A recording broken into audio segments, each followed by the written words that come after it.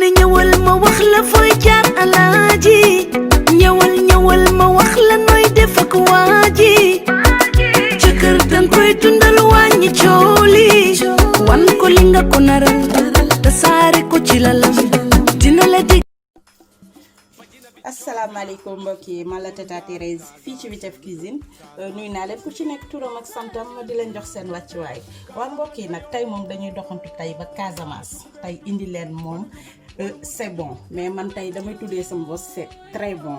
Aujourd'hui on vous présente un plat sénégalais qu'on fait avec la majeure partie c'est avec les fruits de mer et du poisson, et pour faire cette recette on aura besoin du poisson, ça c'est le poisson de tilapia. La recette s'appelle c'est bon. On aura besoin de quelques fruits de mer. Là j'ai des crevettes séchées, j'ai des moules séchées, du poisson salé séché qu'on appelle le guédje, du gombo, de l'aubergine amère, des oignons, de la tomate fraîche. Ici j'ai un mélange de poivron, un peu de concombre. J'ai aussi encore des oignons pour faire ma sauce. J'aurai besoin du citron, un peu de la moutarde, de la marinade pour poisson. Ça c'est la marinade que j'avais déjà fait quand on faisait la recette sur le poisson, sur le tilapia au four. Vous voyez? J'aurai besoin aussi d'un peu de macédoine. Lii moom gis ngeen tey moom nee naa leen Casamance laa jëm. Gis ngeen sama nettatu bi nettatu bu frais, ça c'est du nettatu sumbula. J'aurai besoin aussi du bissap, ça c'est de l'épinard. Man bii laa fi yor tey yoruma fi bissap bu frais bi mais épinard laa fi yor. Dinaa ci def aussi des gambas, du yéet et du comment ça s'appelle encore du toufa. J'aurai besoin de l'huile de palme. Connaissez c'est bon, ne doutir. Ça c'est de l'huile de palme venant de la Casamance. L'huile de palme bu neex a neex. Ma di neex tamit Yvette, merci beaucoup pour ci doutir bi, vraiment kontaan naa. Et sans plus tarder, on va commencer. Bon, maintenant on va commencer par faire notre riz d'abord. Là j'ai mis un peu d'eau. Et je mets une cuillère à café de sel.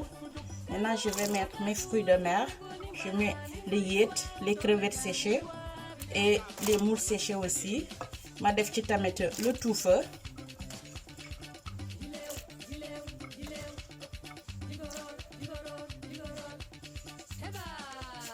Je vais mettre l'aubergine amère. Je mets les gombo aussi. Et je laisse cuire à peu près une dizaine de minutes. Maintenant, vous voyez, on va enlever l'aubergine amère et les gombo. Damay ñëw seppi jaxato bi ak kanja bi comme ñor na. J'enlève aussi un peu de yéet ak yoxos yi, dama koy dindi juste tuuti, après dama koy delloowaat.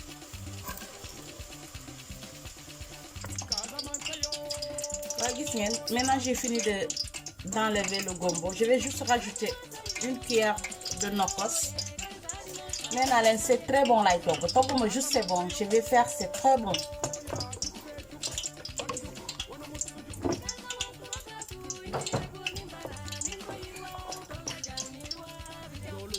Machallah. Après je mets mon riz.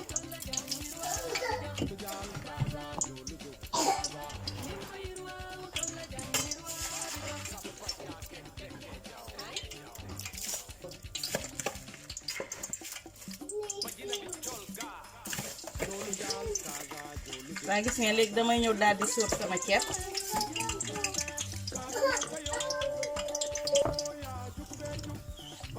Après il faut bien remuer. J'avais oublié de mettre le guédje avant de mettre du riz, mais comme ni ko olof di waxee ñambaas yàqul sër, je peux mettre mon guédje.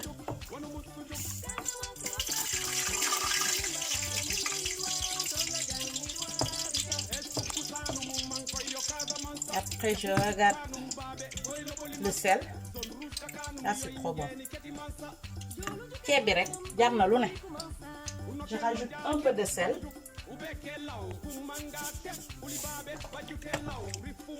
mu ne ko ceeb bi rek jar na lu ne laa wax.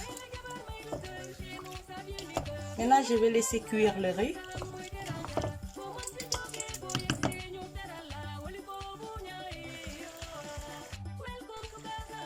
Waa mbokk yi gis ngeen machallah gis ngeen sunu avancement togg bi. Maintenant j'ai mis le macédoine. Après je vais remettre ce que j'avais enlevé. J'enlève le kanja bi bokk ci.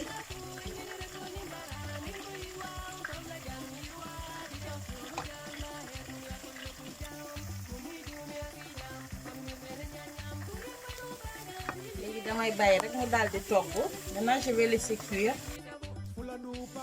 Maintenant on va mariner le poisson. Je mets un peu de sel.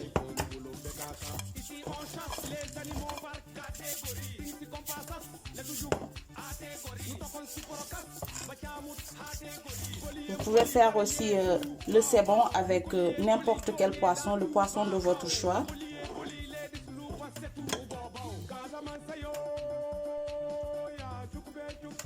Là, je rajoute la marinade. Pour la marinade, j'ai mis beaucoup de persil, beaucoup d'ail aussi. Et j'ai mis aussi de la moutarde à l'ancienne. J'ai mis un peu d'épices, poivre noir. J'ai mis aussi du cumin. Et j'ai mis de l'oignon vert et du piment vert aussi.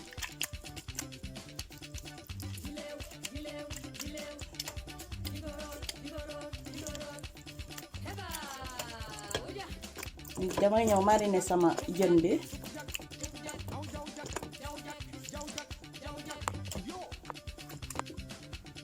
Là, je rajoute un peu de jus de citron.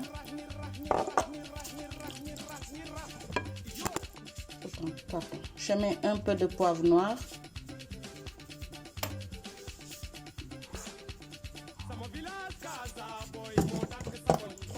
Je rajoute du persil séché.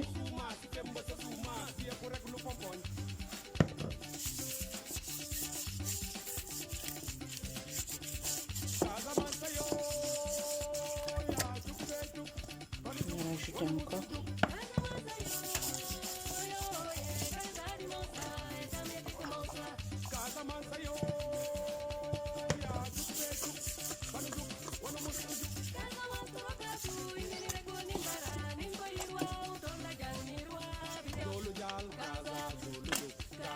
Je mets un peu d'huile d'olive.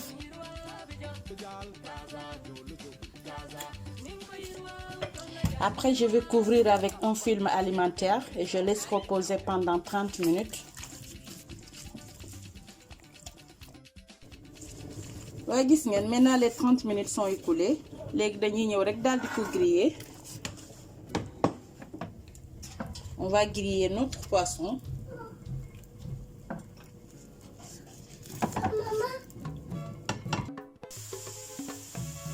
Maintenant, vous voyez, là on va préparer la sauce. Là, je vais mettre un quart de verre d'huile.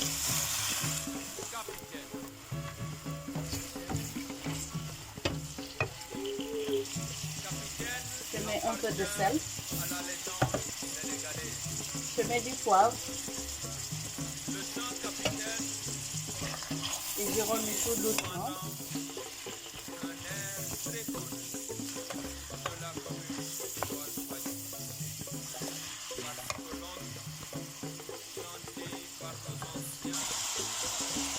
Je rajoute une cuillère à soupe de nokkos. Nokkos, ça veut dire assaisonnement. Pour les gens qui ne comprennent pas le wolof.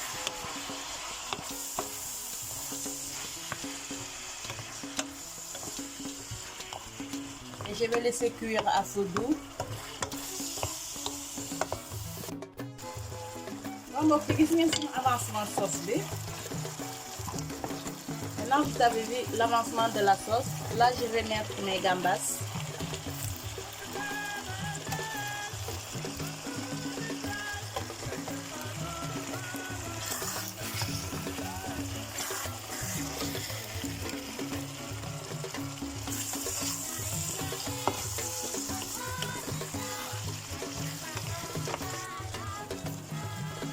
je rajoute une cuillère de moutarde. Je mets un peu d'herbe de Provence.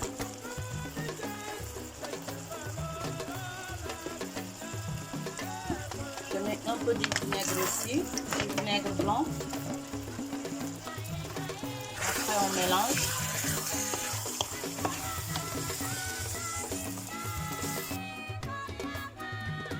waa mbokk gis nga léegi dañuy ñëw daal di mariner suñu soble su ñorul si. On va mariner nos oignons avec les poivrons, concombres et tomates fraîches.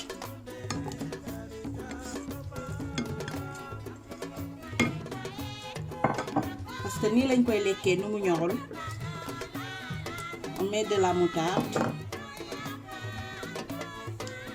Je mets du jus de citron. Un peu de poivre noir.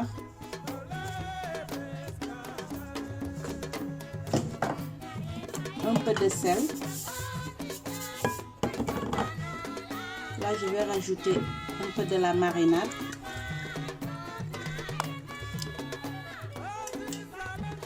Ça, c'est de la marinade simple. C'est pas de la marinade pour viande, c'est de la marinade simple.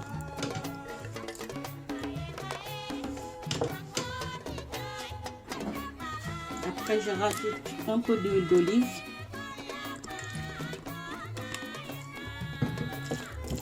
Et je mélange.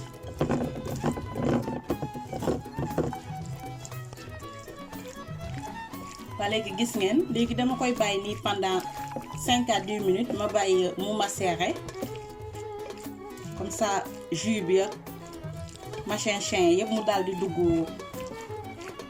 suñuy marinade.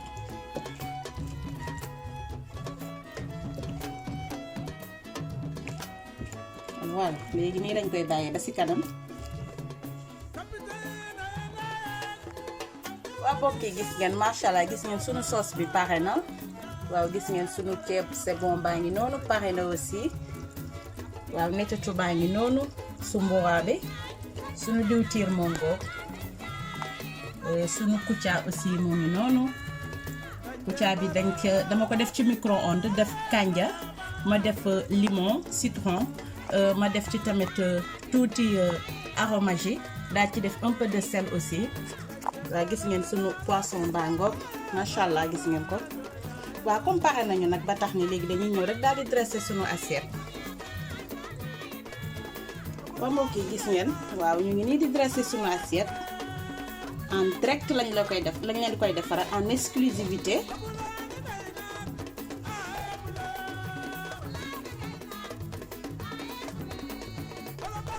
léegi ñu ñëw daal di def sunu sauce bi on met la sauce.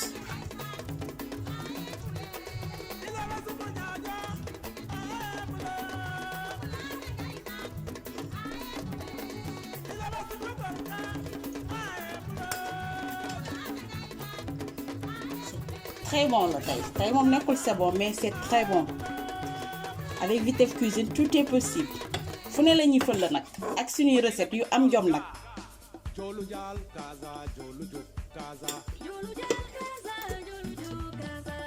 On met le poisson.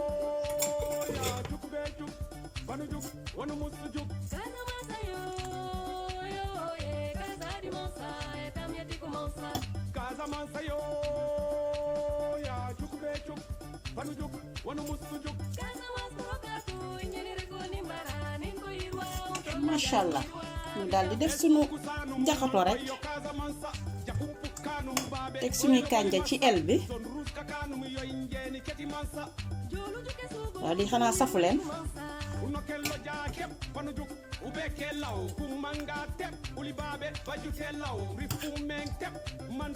macha allah nee naa leen ku def du baax danga ciy teg macha allah.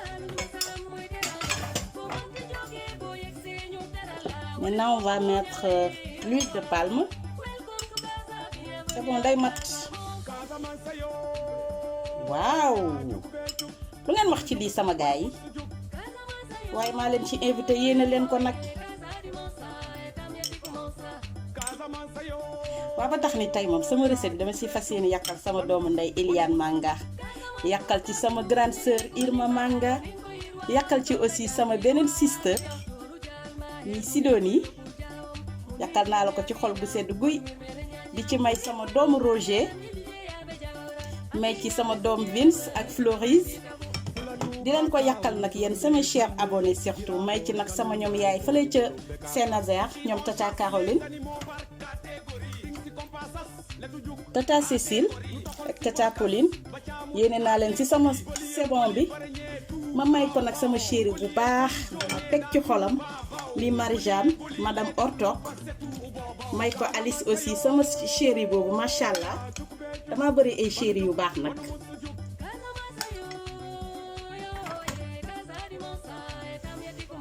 bu ko defee rek ma daal di jël sama méthode bu ma defar ba mu baax gis ngeen macha allah teg ko ci el bi nag. yéena ko nag sama sista nag Belisa Emma Sagna waati leen yéen ñëpp may naa leen ko nag su ma limee juum daal di teg sama bisaab sama kuccaa bu saf-saf li ngeen wax ci lii nag ma sister Dama Mendy ma sister je t'invite ce soir macha allah ku mënul bawoo lu yàqu ya wax comme ni ko olof waxee rek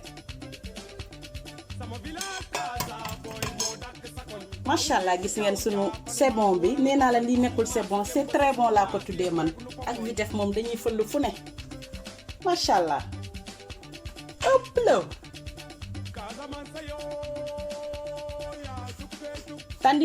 tandiko woon naa la si añ bi waay merci waay di ko may sama sister aussi Jeannette Gomis ak Ida madame Oueto madame John waa ba tax ni nag ma di leen jox dig daje fii ak beneen yoon ak beneen recette fii ci Vitef Cuisine merci.